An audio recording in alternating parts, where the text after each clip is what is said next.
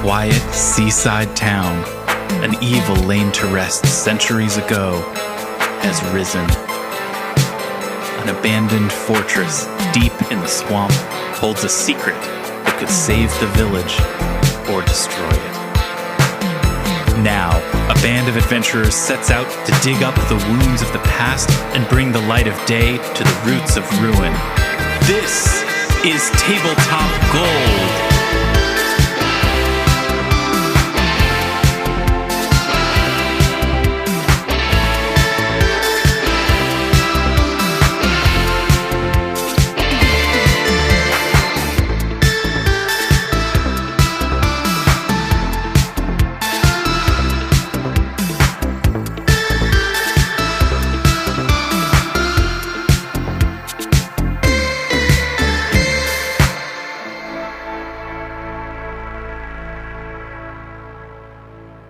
Hello, friends, and welcome to another edition of Tabletop Gold. My name is Lars Casteen, and I'm the host of this podcast, and I'm the game master. We have a very exciting show tonight for you, listener. We are getting into the third floor of this dungeon, finally. Woo! We're going to be opening new doors into new places, learning new stories, unraveling new mysteries. It's going to be very exciting. But before we get to that, let's meet everybody else that's on this podcast. Yay. Yay. Robin Yay. Lange, you just said okay, and Zoe, but that's we're not, yay. We're meeting us very quickly through our yays. Yep. So, Robin, Zoe, David, Armat, and we're done. We're done. That's it. Hello. We're done. Say yay. Robin, you're here. Hi, welcome. Hello. To your show. I'm Robin. This is my show. Thank you for coming. Thank you. David Chernicoff, the Tin Man, is here. This is the Tin Man Show. It's not the Man Tin Show. Is that the Tom Green show that you were just This is doing? my favorite show because it is my show. Very good. It's the Tin Man Show. Zoe Chernicoff is also here. I don't know how to follow that up. I feel like I have to say present and move on. Neither did Tom Green, so you are not alone. How's that for a snarky showbiz joke? Briefly, he got engaged to Monica Lewinsky. Then he didn't know how to follow it Is up. that true? Yeah. And he was married to Drew Barrymore for some time. I was going to say, I think of him as a Drew Barrymore hubby. I'm looking this up. We're going to check back in with Tom Green correspondent David the Tin Man Chernicoff. That's some classic late 90s shit. Yes, it is. That's coming back. We're going to have a vibe shift in just a second, and Tom Green is coming right back. I don't know if you've been following the news that there's a vibe shift coming. Armat Humphreys is also here. Hey, I am, and I, for one, welcome our vibe shift overlords. I'm being dead serious. There's this article that was going around Twitter today that was like, some RISD dipshit was like, guys, we've got another vibe change coming up right about now. It was like the dude who invented the term normcore. Wait. You know, which was a fashion micro moment where people started wearing khakis and New Balances. You say as if someone on this show isn't named Norman Core? I know, Zoe, I know you know, but there are so many people who will be listening in the distant future who may not be aware of 2010's. Right, so many vibe checks will have happened. Yeah. Yes, the vibe will be unrecognizable to what it is that we know today. Anyway, but this RISD dude is back to say that the vibe is about to shift, and we're all under threat of being left behind if we don't appropriately identify and flex with the vibe. Well, what's the vibe is shift? The vibe? Yeah. Yeah, I'm worried now. I'm ready. I just don't have enough instruction, you know. So according to this article that I read, the vibe shift gentleman is suggesting that he doesn't really know what the vibe is going to be, but he believes it will be a sort of trashy American Apparel flashlight at flashbulbs at parties kind of trashy vibe that's going to be coming up next. So college is coming back. Yeah, college is coming back. College sounds so much better than continuing to work a job as an adult. This is really welcome news. Zoe, I hate to inform you that in working a job, you have already missed the vibe shift. You have already been excluded from the shifting vibe. Okay. And you are going to be left behind in a prior vibe. Okay, but so that's going to be 2006 again. Fantastic. Okay, so we're going to have really low-cut jeans. Yes. Oh, no, I don't want those to come back. They might love my high-waisted jeans so much. Sounds like Robin's not making the trip with the vibe with us either. So right now it's just me, David, and Armet who are eligible for this new vibe. Hep cats. Yeah, the three coolest cats out going now. So, because here's the thing, the low-waisted jeans is hell for girls. For the guys, you still get to wear like your boxers and everything, and then you just wear baggy jeans that hang off your butts. And that's fine for guys. That's the worst for girls. Those Britney Spears, Jessica Simpson jeans those that jeans do nothing for show anyone. off your pubes are awful. Yeah. Yeah, we have some photographs around our home of those jeans from the time when my wife and I were in that experiencing that vibe at that time. And those photographs have not aged well at all. No, yeah, the first year of photos of me from college, which to date is to exactly the period you're talking about, and are all from printout, like disposable film cameras, because owning a digital camera was just too luxurious at that point in time. So I hate to interrupt you, but I have to tell you that these disposable cameras, I believe, are going to be part of the new vibe. Oh, that's great. Well, because they got the flashes, right? They got the... Exactly. But yeah, there's not a picture of me from freshman year of college where like at least 3 inches of my stomach is not exposed. And like inadvertently, right? But it's just with jeans that low, you can't, there's no shirt long enough. We weren't even thinking about it at the time. No. They were also always boot cut, I feel like, too. Oh, definitely. Yeah. So you had the kind of bell-bottom thing going on? There's a picture in your apartment, Lars. It's like over in your living room where I took one look at it and I didn't even need to ask when it was taken because just the cut of your wife's jeans. I was like, oh, that was taken in college when they first met. There's no question there. I didn't even she does not age your wife very much. So her face looks only slightly younger than she is now, but I could tell just by the jeans alone when it was taken. And that was exactly the photograph that I was thinking about. You know exactly which one. You guys are like in front of a mountain somewhere. There's this one photo of my wife and I where you can see a lot of things that you probably shouldn't be seeing in such a And it just looks like you guys are coming back from a hike. It's a rather sporty photo. Yes. True. Are there correct. things we shouldn't be seeing other than everyone's dated pants? It's just that the pants are very revealing. And that was just the style. I think the thing is that as a young person, you imagine that your clothing choices are being critiqued because they are like too sexy. And not that you look kind of stupid wearing the clothes. Have you been looking at old photos of me, incidentally? Because I looked dumb. Oh, I know that photo. It was an unintentional crop. It's a vertical photo from an 80s party in my freshman year of college, but all you can see hilariously as a result is a bunch of midriffs on people who are trying to dress 80s but in 2002, and so it's just stomachs. All the pants are just too short, too low Yeah, cut. Zoe's background in Zoom is just a bunch of tummies right now. A bunch of tums. I want to get back to our vibe shift of this decrepit Morlock on the couch.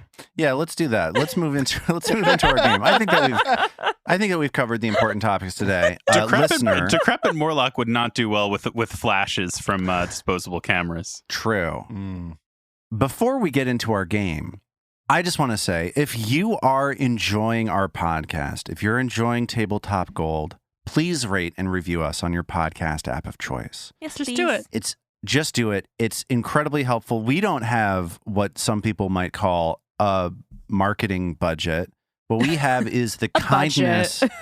What we have is the kindness of listeners to go on to the podcasting apps, let people know that they like the show, and then that tells other people to check it out. So I'm asking you personally, why not do it? Thank you so you listener. You. Put down that ice cream sandwich and go rate our podcast. How did he know? But see, just think about it. If there's one person in the audience who is holding an ice cream sandwich at that time. Mind blown. Right. This is what they call targeted advertising.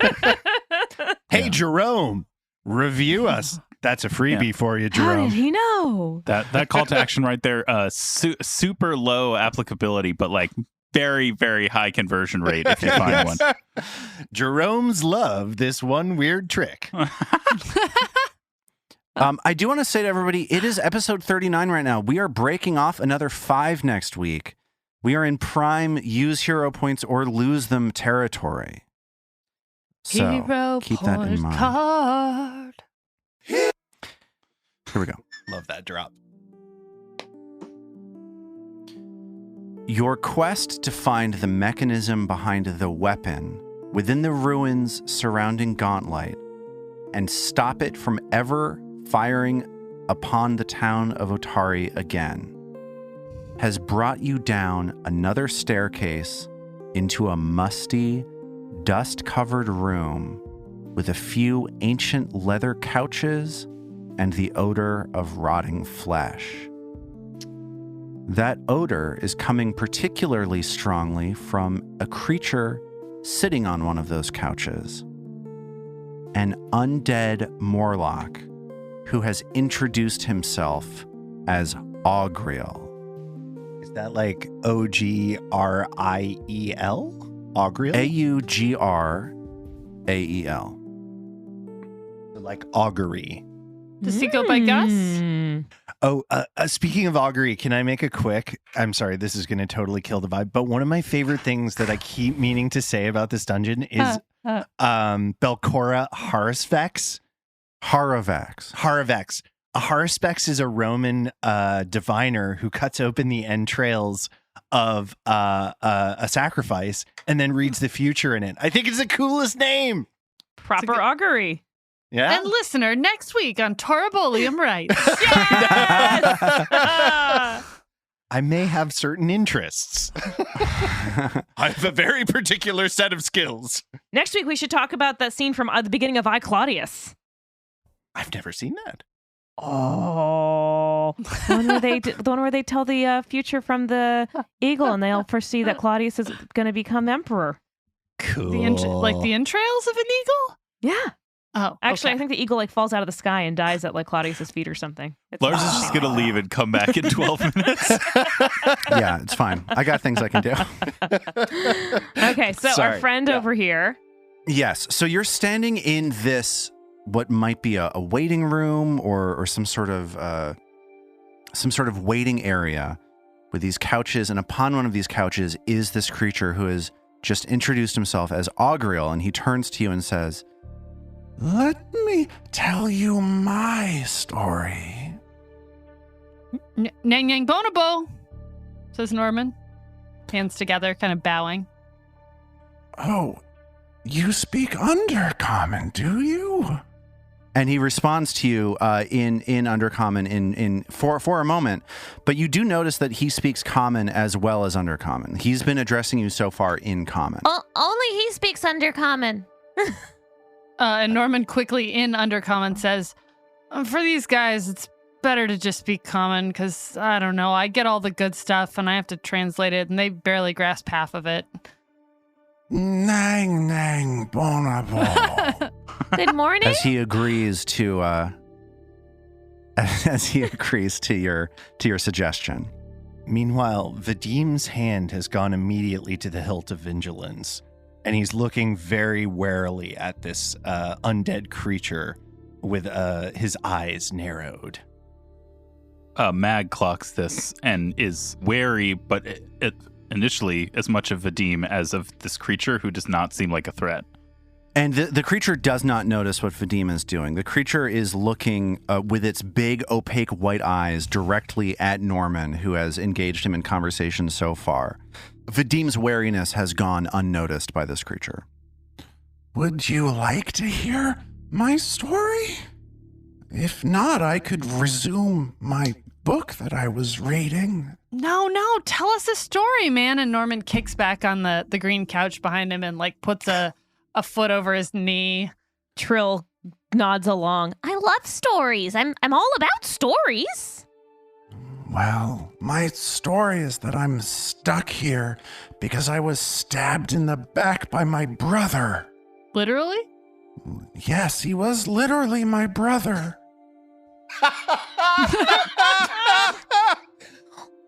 But also, and it's a good question, because also, figuratively, he was my brother. I think you just reached dad a joke nirvana there. Oh, who's your brother? His name is Gralgust. And Trill quickly darts her eyes at Norman. Gralgust? What? When did he stab you? Norman says, flailing a little.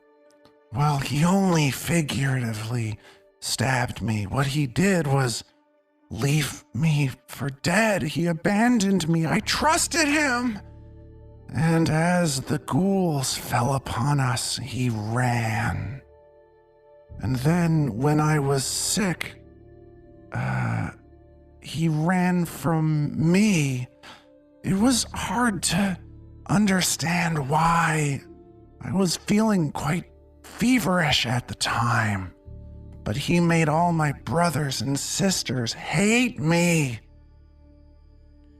And as such, I will not rest until I know Gralgust, my horrible brother, is dead. Oh boy, have we got some news for you? and Norman puts up a finger for a second. Were they literally all your brothers and sisters? They were both literally and again figuratively my brothers and sisters. We were a family, and we were a tribe together. At least I believed we were. What would your response be if you ever were to meet the person who killed your brother? I would thank them, of course. The immediate impact is that I would enjoy reading this book more. I'm having trouble focusing on the words again because I do feel somewhat feverish still, but the distraction knowing that he is still roaming this area, that's really what keeps me from enjoying this book. As he taps the book that he is holding in his hands. Out of the corner of her mouth, Mag whispers to Norman, "So, should we tell him, or?" Norman sort of cocks his head to the side and then gets his little a pouch out from around his waist and rifles through it and pulls out a particularly dark molar and sort of uses his thumb and his finger and flicks it across. And he goes, That's one of Gralgust's teeth. It's about all that's left of him in this world. He snatches the tooth out from the air and slides it into his mouth. Yes, it fits perfectly. Oh, God. This is definitely his tooth.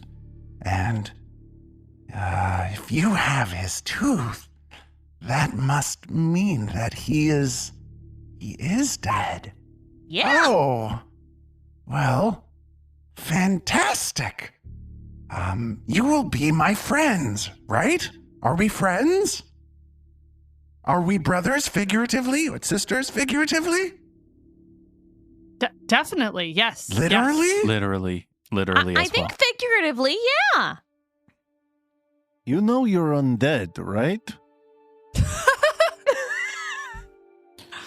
Vadim is looking at him now with just this look of utter confusion on his face. Vadim, be nice.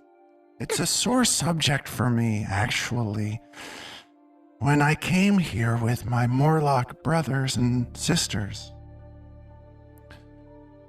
we came up when we heard the call of the Ghost Queen, or at least Gralgust heard the call of the Ghost Queen, and I was one of them for that time, and then we got attacked by the ghouls.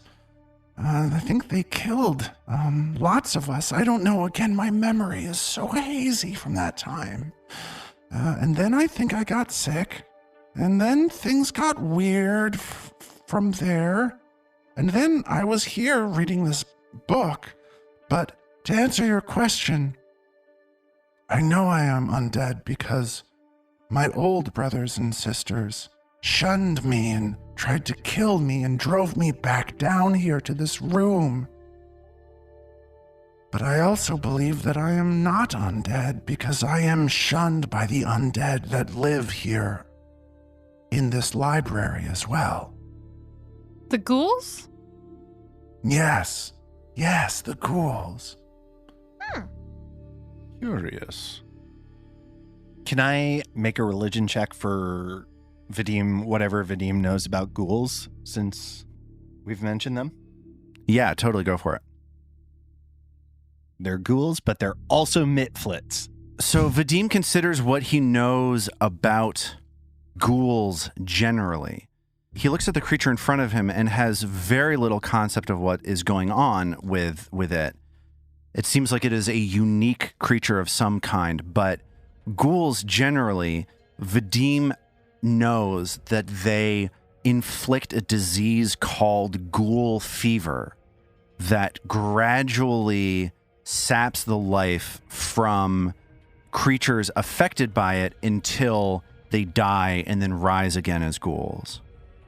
Interesting. So, but that doesn't seem to be affecting you that much.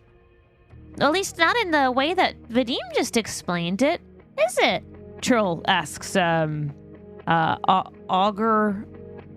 Let's call him Gus. My I think name he goes, is Augriel. But you go by Gus, right, man? You go by Gus? Is this a thing that you do where you tell people what their nickname is? Absolutely.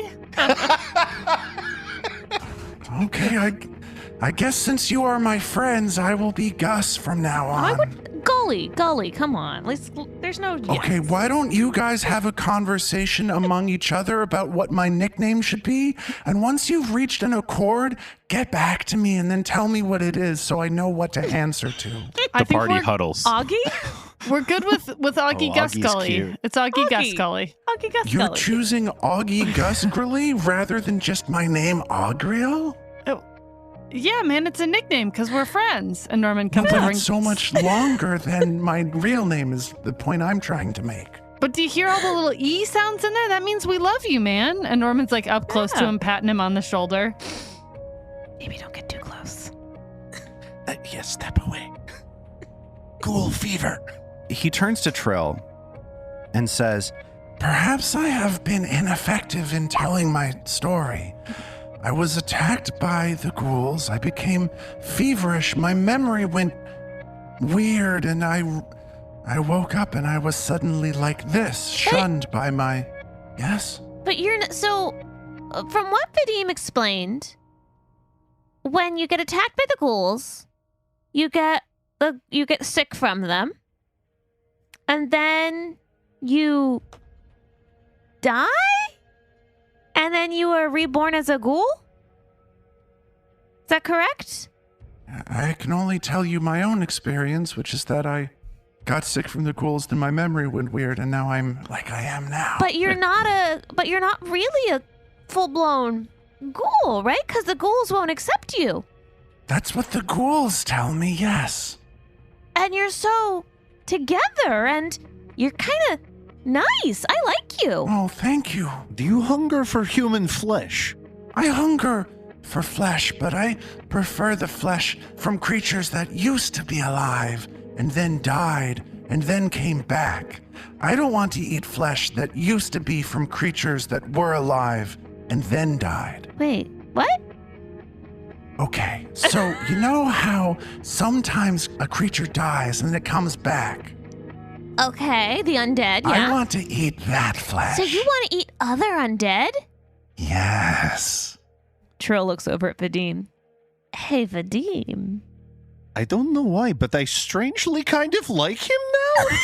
He is great. He, and Norman looks around, could be helpful. And a friend, and a brother, and a brother. Hey, Augie, have you been feeling lonely at all in here? Yes, I have been quite lonely, but This book has been interesting. It has many pictures and words that I'm working on. What's that book about? Oh, I don't know. Don't worry about the book. Tell me it doesn't It's have a flavor anything with. book. Just tell us it doesn't have anything to do with tiny children with pointy teeth eating elephants, please. No, that sounds terrible. And Norman looks at him. He goes, "I got 2 questions for you, man, and then I think we're gonna know what's up. Have you met the canker?" Oh, that's what those ghouls are always talking about. They say that I'm not fit for the canker, and they chase me back to this room. Okay, so they chase you back. That brings me to question 2. What's through that door over there? And Norman points to the door they came in through a door on the east, and he points, there's one other door to the north in this kind of T-shaped room. Oh, there are quite a number of things there. It's a hallway. It leads back to the main library. That's one thing. You said a number of things. I just thought maybe we'd get like a little bit more detail from, friend to friend, brother to brother. Would you be interested in maybe guiding us through that hallway? So, if you're interested in having him guide you or accompany you, you can attempt to persuade him with a diplomacy check. That sounds like a great idea. Yeah, Trill would love to do that. I promise, there will be undead flesh for him to sup on. Yeah. We like you. But that other undead, we're happy to help you get a bite to eat. This sounds to me like a diplomacy check from Trill with an aid from Vadim rolling a religion skill. Great. I'm going to tell you that if this fails, he is not going to come with you. Now, I have some hero points waiting, so... Okay. Excellent. Let me get that aid check first from Vadim as he attempts to use his knowledge of religion and the undead to supplement it. 15. Okay, so that 15 means that the aid fails. Vadim is going to be unconvincing on this argument. Can Norman help too? How does Norman want to aid? He's now up close to this guy. He's got an arm around there. He's diplomacying also. I kind of want to have him be deceptioning, but I don't think that makes any sense. So he's just, we're going to go up that hall. We'll get you a nummy snack, Oggy Gascully. Again, I'm confused as to what my nickname is, but... go ahead and roll that diplomacy for aid. 15 for Norman. Okay, so Norman is not contributing to Trill either, as the three of you huddle around Augriel and attempt to convince him to come with you. Let's get that diplomacy check from Trill now. Solo flight for Trill. 27. Ooh! Hey, it's Trill's world. We're all just So living in it. let's play that out. Let's play that out. Let's see how Trill convinces him. You seem like nice people. He says as he looks back and forth at the three of you. We are nice people. And we get into some hijinks too sometimes. We have some good fun. Well, I don't know. I do have this book. Why should I come with you? It's so comfortable reading here. You're absolutely right. But you know what? Aren't you sick of being pushed around by those ghouls who say you don't belong? Kind of. And you know what? We're here to figure out what's going on with all of these guys down here who aren't very nice. We don't like all these not nice people. And you, Augriel, because that's your name. Yes. You are a nice Morlock. And if you come with us, we're going to help you out. If you help us, we'll help you. And we're going to make sure that all those nasty ghouls get what's coming to them. And I'll get to feast upon them. Exactly. He jumps up off of the couch, clasps his decaying hands together, and says, sending flesh flying all over the room. Gross. Fantastic. Of course I'll join you. Wonderful. I will spend the day with you. Excellent. Thanks, brother. Mag, carry his book for him. I was about to say, before we go anywhere, Mag wants to spend like 2 or 3 hours checking out that book. See if there's anything. It's a Berenstein Bears book spelled Stein at the end. Oh, alternate universe. Yes. Okay.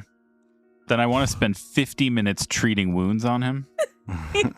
On the way out, can we do a quick look at whatever this like decrepit fountain is in the center of this room? Like, do we have any sense of what this is? Sure. So this fountain in the middle of the room is a dried up fountain. It would have long ago sent sort of gently burbling water around the center of the room. It would have been quite relaxing, you imagine, as you look at it. Right now, it is completely dried up, and the center of the fountain has a depiction of a lighthouse in the middle of it. It's a gentle, serene fountain with a lighthouse coming up as a spire in the middle of the fountain. But of course, it has been dry, and the stonework is cracking and starting to collapse as it has been abandoned for hundreds of years. I just have to say, decor-wise, this building has a lot of replicas of itself inside of itself, like an uncommon number of that. It's like, okay, we're already here. We get it. Exhibit was here. Yo, dog, we heard you like lighthouses, so we put lighthouse in your lighthouse so you can lighthouse while you lighthouse. Exactly. I guess, is there anything else in the room? Do we recognize the lighthouse? It could be a different lighthouse. Right. Is it Gauntlet? No, it definitely is Gauntlet. Well, I feel like I'm getting like Belcora was into Belcora, or the people who are into Belcora were into Belcora. I'm getting such like dentist waiting room vibes from this, which I assume is ultimately incorrect. I was thinking mall atrium. Yeah, mall atrium, but I feel like it's going to be like the library was fancy, and this is like the waiting area to get let into the fancy academic library or something. Like, from what we know of this floor, it may lead somewhere else, but... Yeah, it's sort of sad. It sounds like this place used to be quite beautiful, actually. It looks like there's all these dead plants here. I mean, where to put what plants are growing without sunlight? Is there any control investigate to see if there's anything hidden away anywhere? Sure. Trill searches through the room as Augriel gets up in her ear and starts pestering her. He's like, "So what are you looking for? Are you finding what you're looking for? Have you found anything interesting? You know, I've been here for quite a while. I haven't seen anything, but it seems like the four of you have a lot more together than I do. Have you looked under the couches or anything for anything? No, I haven't. I haven't thought to do that. You're quite smart. Are all of you as smart as you are? If so, this is going to be quite an interesting journey through this area. Wow, an adventure for old Augie Gogs. Augie Gogs. Okay, I can get behind that one. And Trill searches the room and does not find anything of interest. It seems like if there was anything here, it has been taken. And while this is going on, Vadim, having made his decision, makes sure the rest of the vigilance returns to its sheath, and he leans over to Mag and starts saying, "I'm curious as to the gaps in its memory. It's still undead, but I've never heard of anything like this. It seems intelligent as opposed to a ravening beast." It sounded like perhaps when it was bitten, it began to make this horrifying change, and then perhaps something went wrong. Or went right.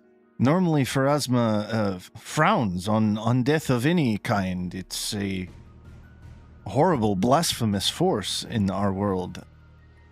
And yet I find myself conflicted. It does not seem like a bad being in some way.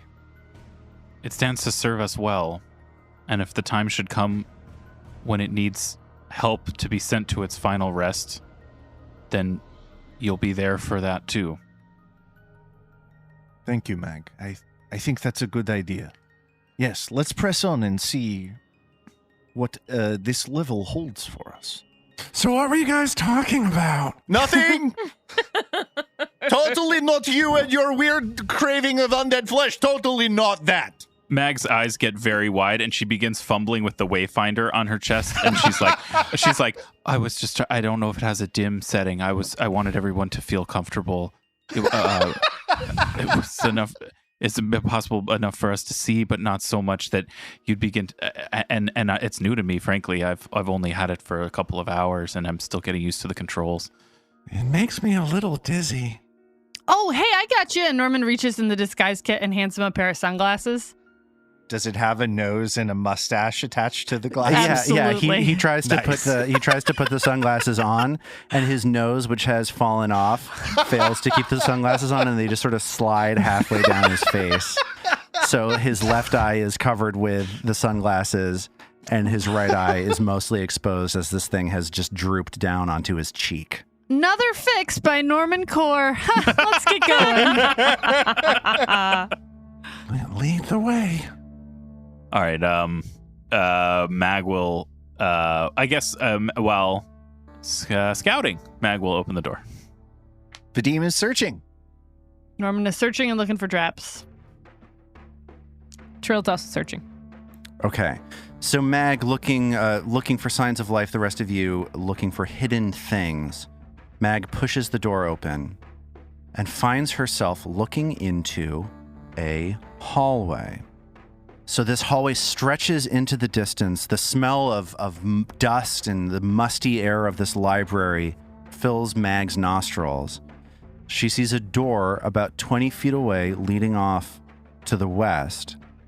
And then there's a door just across the hallway from there with a faint green light shining out of it that appears to be open a crack.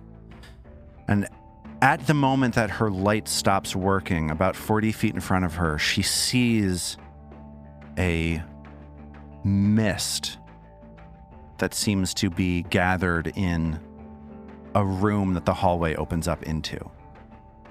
That's like what we saw across from the library. She peers down the hall into the darkness, and it looks the same to her as well, so she turns back to Norman and nods. Perhaps I ought to take up the rear. This seems like a dangerous hallway. Narrow, no room to maneuver. Maybe, where should Augie go? Augie Geskull, get here in the middle. We got you. Okay, sure. This is fun. Do you all see this green light off to the east? That looks like the light coming from beneath the latrine on the floor above. Yeah, that's Otari's green light. Augie Geskull, you been in here before? Yes, I've seen this before. Well, what's in there? It's like a green light. It's too bright for me, though. It burns my eyes. You got your sunglasses now. Mag strides forward down the hall to the 30 feet to the door with the green light opening to the east.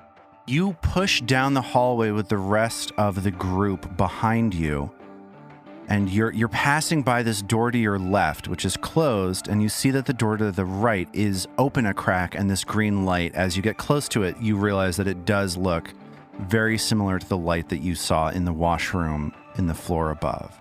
The light is coming from underneath the door, from the bottom of the door? Or no, it's door open is a crack. Slightly ajar. All right, so as Mag approaches it, she tries as stealthily as she can to approach the door and get a glimpse of what's inside. Sure. So Mag starts trying to avoid notice and pokes her head into the crack of the door. And all she can see through this little crack is that there is what looks like a couch in the room. She's able to see the eastern wall of the room, which there is a couch setting against. Well, Mag loves couches, so in we go. Norman draws his rapier as they get ready to go in. Vadim unsheaths his blades as well. Yeah, Mag will draw, I guess. Sure, what the heck. And Agriel starts sort of rubbing his fingers on his teeth to get them extra sharp. Oh, you think there might be danger behind here? Trill's got her harp I'm out. excited to see what it is. You see Vadim grimace as he's watching this happen. Just, it's horrifying. So Mag pushes into the room, And she gets a good look at this ancient tattered sofa that is set up against the east wall of the room, but she sees that the south wall is shimmering with a strange green light. The green light slides down the wall and starts spelling out in unevenly spaced letters the following message. Belcora fell to the Rose Guard, but we never knew of these vaults below. And then a moment later, these words all sort of pool together in a single point of light, and it starts twisting on the floor like a snake, just like you saw on the second level, on the floor above you. And this energy pushes forward north into that area of mist that you saw earlier. And as you turn your head to look at it, you see that it is starting to turn and move to the east. And if you want to keep up with it, you can chase after it, or you could let it go. Mag follows. I think it's Otari from my vision. Wait. Don't just... Oh, God. And Vadim hustles to try and catch up to them. Mag pushes forward into the room with the mist and sees this little green snake of ghostly energy start to turn off to the east. And this room, as Mag runs into it, there are thick clouds of white mist filling the room, and you can just barely see this green light through all of this obscuring mist. Mag starts waving her hand in front of her in a sort of vain attempt to try to clear a little more visibility as she pursues. And as you do that, Mag looks at her arm and sees that the mist is actually starting to wrap around her arm, sort of like a tentacle. Ooh. Uh-oh. And then a moment later, Mag realizes that the mist itself is writhing around like an octopus with thick tendrils of water vapor twisting around. And then these tentacles, as Mag sees this light disappearing out of the room to the east. Yeah, can I pursue?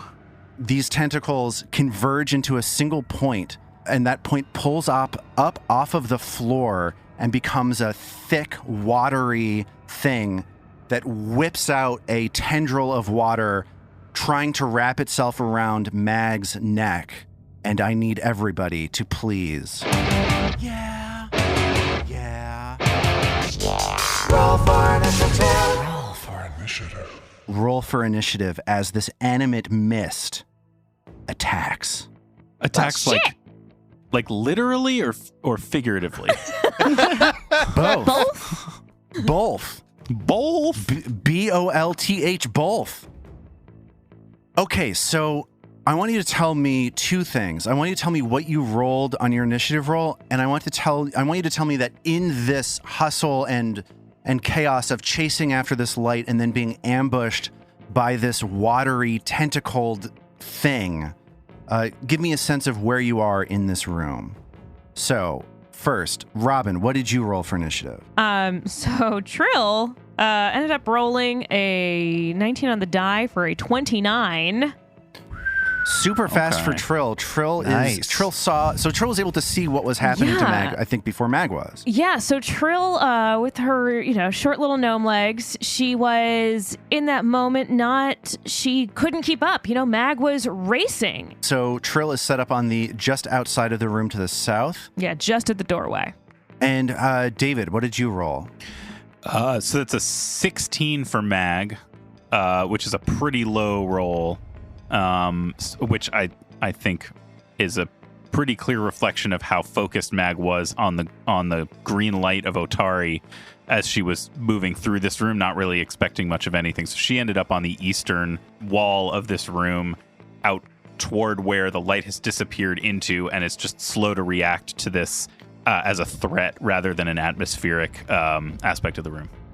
Yeah, and to let everybody know, this room is like a 15 by 15 foot chamber with hallways reaching off to the north, east, and south. So it's sort of a junction point between a few different hallways. So Mag is just about to be on the way out of that junction before this creature reached out to grab a hold of her. On the way out of this room into a hallway that we have been in before, looking from the other side into this misty room before our little adventure in the library. So we've like met back up with that little jaunt we had on down here on level 3. Yes. Cool. Zoe, what did you roll for initiative? Norman, never one to not be attuned when lights are in question, rolled a 25 for initiative. All right. Nice. Very quick. And Vadim. So I think Vadim was distracted by like everyone charging ahead and sort of is still wrong-footed. He got an 18, so he's about as fast as the mist starts resolving into a thing. He recognizes it as a threat, but he's not able to get ahead of it, I guess. Got it. Augriel is right next to Vadim on the southwest corner of the room. He rolled a very slow initiative, 15. He's going to be going last. This watery, tentacly, elemental creature that you guys have run into its post is going to go in the middle of the pack. They got an 18 on their initiative. So let's start things off at the top of round 1 with everybody bunched into this small room with mist at knee level and that mist starting to reach out its tentacles to grab a hold of you with this closet of death. This lovely little closet of death. This tiny room where you have to fight this creature with reach to spoil something that is way bigger than the room itself is. Great. Fantastic. So what is Trill going to do? Trill's going to try and figure out what the hell this thing is. So Trill's going to recall knowledge. Sure. So a knowledge, you could give me Arcana or Nature if you wanted to. Wow, that's all garbage. So it seems like maybe Trill doesn't know much about this creature. I don't like either of those options. I can't do occultism. Nope. Wow. That's hot garbage. I love Lars. these easy I love easy questions that I get to say no to. It's the thing I like saying what least, happened and to, yet what I happened have to to yes say it so and? often. I know. What did happen to it? This isn't a wisp? Great question. This This looks is so not a wispy. wisp. It looks so wispy. So Trill, for 0 actions, looks at this creature and knows it is not a wisp. Norman can do a knowledge check on it if that's a better use. Well, I've got crap. Vadim can too. He has nature. Ugh. Okay, well, anyway, no matter what, Trill is, as always, going to start with some Inspire Courage because, oh my gosh, guys, we can do this. You know, that's how she talks, obviously. No, Augriel is like, we can totally do this, Trill. Thanks for pepping us up. I'm so excited. This is an adventure. This is the best part of any fight, honestly. Listen Just up, get man. amped up, bro. Voice of an angel. Here's her. Oh, no. Wow, that was a terrible lingering composition. Only a 13. So that is a failure. Because the roll was a 2. So I'm going to use, because I have 2 hero points. And you know what? It's episode 39. So, god damn it, I got to use some hero points. Woo! Trill is going to cast Inspire Courage. And Trill is then going to use a hero point card from a really handsome guy from Queens. I gotta say it, sorry. Hero point card.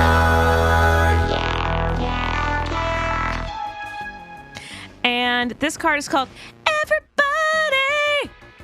I don't know if that's actually what it's called. Rock your body. I don't know if that's actually what it's. But anyway, the trigger is Trill cast Inspire Courage. The party, either in good spirits or dire straits, feels compelled to sing along with Trill. Each character may now spend their reaction to pick up the melody and extend the cantrip's duration by 1 round. So the current duration is 1 based on the failed lingering composition. So anybody who wants to spend their reaction will be boosting from 1. And also, thank you, Chris from Astoria, for submitting this hero point Thanks, card. what a handsome guy. Thank you, Chris. Via the channel on our Discord. Yes, thank you, Discord. So who's spending their reaction to join in? I am. Mag will as well. Vadim is definitely tapping his toe along, but I think I'm going to save my reaction for Glimpse just in case. Yeah, obviously. Can't Trill use hers? Can I use a reaction for my own act? Do we think that's in the spirit of the card? I Sure, don't why think not? It says each character, so I guess. I can sing along with myself. What about our little NPC friend? Does he get a reaction to this? He starts dancing around. He's like, Yeah, I like to do the thing that you're doing. and he's going to use his reaction and boost that to 2. Norman uses his reaction, boosts that to 3. Mag boosts it to 4. Do people want to boost beyond that? I think that's Thanks. probably 4 is good. sufficient. If we need it after that, we can. Maybe Trill would be good enough to recast it. And with her harp, after doing some joyful tunes to get everyone rocking out, she then lets go with an icy one. Oh, and actually, she's not on her harp anymore. I almost forgot. This is actually on her lute now. And it shoots out an icy spray towards this weird, not wispy thing. And she rolled a 19 for the attack. Okay, so as this jet of frost escapes from the lute, you kind of feel like Vadim is slightly in the way, and the ray of frost goes just over where this tentacle is swinging as you miss. Darn. Okay. Norman, at this point, sees this ray of frost go wide, and it is now his turn. Norman's like, good try, Trill. What is this thing? And he does, it was Arcana, you said? Sure, Arcana or Nature if you want to recall knowledge. Gonna go with Arcana. So Norman recognizes this creature from his study of magical things, and he knows that this is a mist stalker. It's an elemental made out of water that attempts to grab a hold of creatures to wrap its tendrils around them and then slowly crush them to death. Woof. And does he have any idea, like, what damages it or not, or that's all he knows? He's not aware of any sort of weaknesses or resistances on this creature. Okay. He's gonna just go with his tried and true. There's some debris on the floor, and he tries to swipe some wooden debris on the ground at the tentacle of this thing that's wrapped around Mag. And you will be, if you hit with this because of surprise attack, you'll be adding sneak attack damage. You'll be adding an extra d6. Correct. That is 26. The 26 hits as this debris slams into this misty creature. Go ahead and roll damage. And that is 14 points of damage from Norman. Nice. Yeah, and that includes the bonus from Trill's Inspire Courage. So that is a big old hit against this misty tendrilled creature. At this point, it is this creature's turn.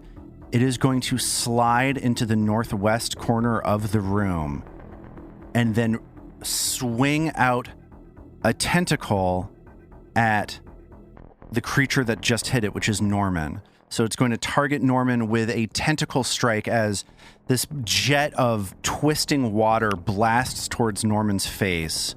And that is going to be an 18 to hit. Ooh, just misses. Just misses Normie Norm. Nice. Dodges. Try again, bud. Aha. And the tentacle swings around towards Vadim and slams at him. And that is a 21 to hit. Ooh, yeah, that just makes it past his guard. So Vadim is going to get bludgeoned by this tentacle for 13 points of damage. But you get the sense that it is done with its turn at this moment as Vadim goes. Oh, you're not getting away that easily. And he steps into range to be right next to the Miststalker. And then weaving his blades through a deadly dance, he makes a double strike. Dun, dun. The strike with Vigilance is a 27 to hit, and his follow-up dagger slice is a 19 to hit. Ooh. So that 27 would hit as you are swinging out at it, but the mist gets in your eyes, and I need you to make a flat check for concealment. Oh, all right. As you have trouble seeing exactly what you're doing. 19? That 19 means that you do hit out at it. Go ahead and roll damage for Vigilance. That is 12 damage from Vigilance. As Vadim chases after this elemental creature to the corner of the room, slices forward, Mag sees that it is her time to act, as she has been so far spared by this tentacle that was reaching out to strike her. So the second strike does not hit. Is that correct? Yes, sorry. That 19 did not hit. Sorry about that. Cool. No worries. Thank you. Mag, having seen this creature take shape and strike out at her friends, flies into a rage, and as she does so, her magically repaired hand begins to glow, as do her eyes and her braid. Just a little bit of red. Hopefully not too much to dazzle our poor Morlock. Ah! Sorry. No, sorry. It would be more like, ah! And she steps to follow the mist as it moves to the corner of the room. And then she moves to strike with her sword. And her strike is a 24 to hit. And that 24 is going to hit as Mag's sword comes down on the mist, but I need that concealment check. So roll a d20. Yep. As this mist fills your vision. So that's a 10.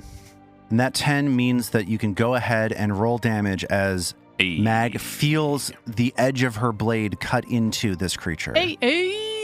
Awesome. All right, so this is going to be one-handed damage. I think Mag was, because she was sort of running in pursuit of the green light when she moved in here, she wouldn't have both hands on her sword yet.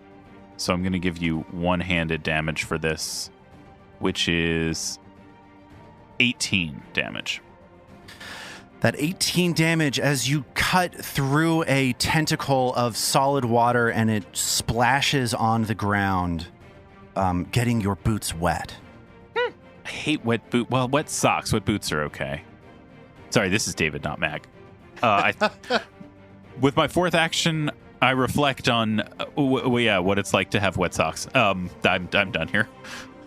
At this point, Auguriel skates around the edge of Vadim and lunges forward with his mouth wide open straight at the Mist Stalker. Oh, all right. And plants his tries to plant his teeth straight into it and critically hits with a 32 on the die. Why Here comes the damage Lars? from Auguriel. 32 points of damage from Auguriel. What? As Auguriel blows a massive fucking hole in this dumb monster that I just killed myself with. It is the best when we deputize people in this game. I hate They it fuck so shit. much. I'm sorry, What a bummer. 32 points of damage. I was just about to use Good fairy Lord. fire on it to make sure it wouldn't conceal itself anymore. I feel like this is a recurring theme for me, Robin, where it's like, I was going to do something good, but then the monster died. Died immediately. Too fast. And then someone like hit it with some crazy massive hit, Yes. so it's I true. couldn't outsmart it. And you find yourselves now in this now empty room covered with this water, which is just sort of a pool of water as this mist starts to settle down onto the floor of the room. So that whole turn took what, 6 seconds? That whole thing took 6 seconds. Mag saw a tentacle sweeping out at her, and everybody just pig-piled on this poor, defenseless water elemental. Poor little water elemental. Mag, breath heaving from more from rage than from the fight, which took less time than microwaving popcorn. She looks at Auguriel still raging, probably still panting with rage, and says, "Thank you," and just bolts out toward the east in search of whether the green light is still. Oh, visible. okay. Are you kidding me? Did we learn nothing about running into creepy rooms? Oh my god. So, I'm going to give a hero point that you won't have time to use to Mag. Because that totally makes sense. And Mag actually, at this moment, looks down the hallway, doesn't see the green light, and then a few seconds later, sees the green light hesitantly coming back down the staircase that she sees to her left. So just to flesh this out for you, listener. Mag is running down this hallway to the east that she saw the light coming down. And that this is the hallway that has the two staircases that our heroes explored many, many episodes ago, that both go up towards the level with the Morlocks. And it seems as though this light had turned to go up one of those staircases and then has tentatively turned around to come back down the stairs and is now again tentatively heading over to the east as Mag rushes forward with zero concern for life or limb, running straight down this hallway. And you see this light continuing towards the closed door that you went through previously, that you know goes to the main library area where you first encountered these ghouls. Wait, so it started to go up a staircase, but then came back and is going to the library? That's right. Okay. That's right. The light started to go up the staircase to the north, turned around, and is now looking lost, heading towards that library door. The staircase to the north is the one that goes back to the workshop area, right? That's the one that goes to Volek Azrane's necromancy lab. Yeah, right. the necromancy lab. In the first place, we explored the library, which is the door that the green light has now gone into. And then when we came out of the library, we found the other staircase, which we went up, and it led us to, I want to say, maybe the Minotaur? Yeah. Yeah. Well, I don't know. We should give Vadim a second to heal, right? I don't. I think Mag was charging ahead. So yeah. What's happening for Mag right now is that green light. As far as we know, that green light is Otari, and that it feels to Mag like it's essential to what is the purpose, or at least her purpose, certainly of being here, which is uncovering whether there's some lurking danger threatening the town. And this green light it's the most suggestive thing there's been, and it keeps disappearing. So I think she's just running after it, because otherwise it'll get away and she won't be able to find it. So I mean, I think she would hesitate at the door because she knows that she wouldn't want to go in necessarily fully alone. If like no one is behind her, she would stop there and make sure there was the party. So if everybody else is hanging back, I think that would stop her in her tracks. But if folks are coming with her, she would go straight in through. She's also raging still at this point. Like rage lasts a minute. I believe rage. Yeah, that's fine. You're still raging. No problem. Rage lasts a minute, and it's been 12 seconds, so she's just still kind of like in instant mode. So I guess are y'all hanging back, or are y'all following Mag? I think Trill's kind of followed, not racing, but Trill looked at Augie and was like, "That was amazing. Where'd Mag go?" And she's turned around the corner. Where's your friend going? And Trill and Augie are following Mag, and she's trying to see what on earth is happening. And Trill turns around the corner and sees the stairs and sees the door. She just remembers, "Oh, we've been here before." So, David, I want to say, I just want to let you know, rage technically drops when there are no more enemies, but I think in this case, since you are chasing after this thing, it can totally keep going for the next few seconds. No problem. All right. And Norman was following on Mag's heels because he's also curious about this light, but he knows he's like trying to get himself ready at the door. He's like, "Remember, there's going to be those ghouls, and Augie wants to eat them, but they're going to want some flesh. We got to have a plan." So it sounds to me like you are stacking up on this door and not pushing the door open to continue chasing this light. I mean, is everyone with me here? Is that what's happened? I think so, yeah. All right, then Mag's looking at my in. spell slots, and yeah, sure, why not? Let's do this thing. How you feeling, Vadim? I think Vadim wants to heal, right?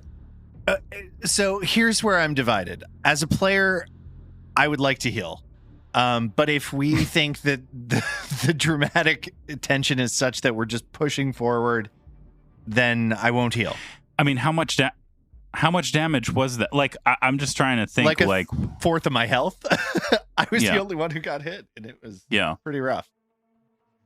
Well, What is the light doing, Lars? Does it like go through the door, or does it kind of hang out there? Yeah, the light disappears. Where we are right now in the timeline, as you are all stacked up on this door, considering what to do, the light has just passed under this door a few seconds ago. Yeah, David, I think you need to make this call. Yeah, Mag's going in, but with apologies, and if you need to spend an action and lay on hands on yourself, and whatever. Like, sorry, but I think, yeah. No, it's cool. You guys will just get a new character next game or session. Don't even make that joke. How dare you?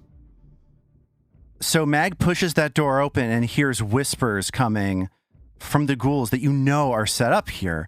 You hear one whisper to another.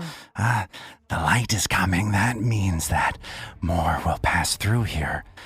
And as Mag and Norman push into the room, one of the ghouls drops the book it was looking at on the floor and says, "That's the one that owes flesh to the canker." We have brought you your flesh. Oh, no. So they turn and look at each other, confused, as the one tries to look at Norman and see if Norman is telling the truth. And they say, "Well, you have to leave the flesh with us. We were told that we cannot accept flesh on a live creature. So if you want to give us your fingers, or if you want to give us your arm, I will accept that." Oh, sure. I'm just going to need you to fill out a little bit of paperwork. I don't understand. We were told not to accept paperwork. Well, I've got the flesh, and you're going to have to be patient with me. Everyone, come on over here. The other one says, "This is not acceptable," and starts getting ready to attack. They hiss at you, "Flesh now or die." Trill overhears this and calls for Augie to come help. And Norman quickly casts Forbidding Ward on Mag. Vadim has his blade still out, gives them a quick twirl. It says, "Death sounds good to me." Augriel steps into the room and says, "Oh, I would very much like to eat these." And the four ghouls, in near unison, see Augriel pushed into the room by Trill, turn at him, and they say, "That's that loser. Let's kill him." And we'll pick up from there next time. Oh, they make me so mad. They make me so mad.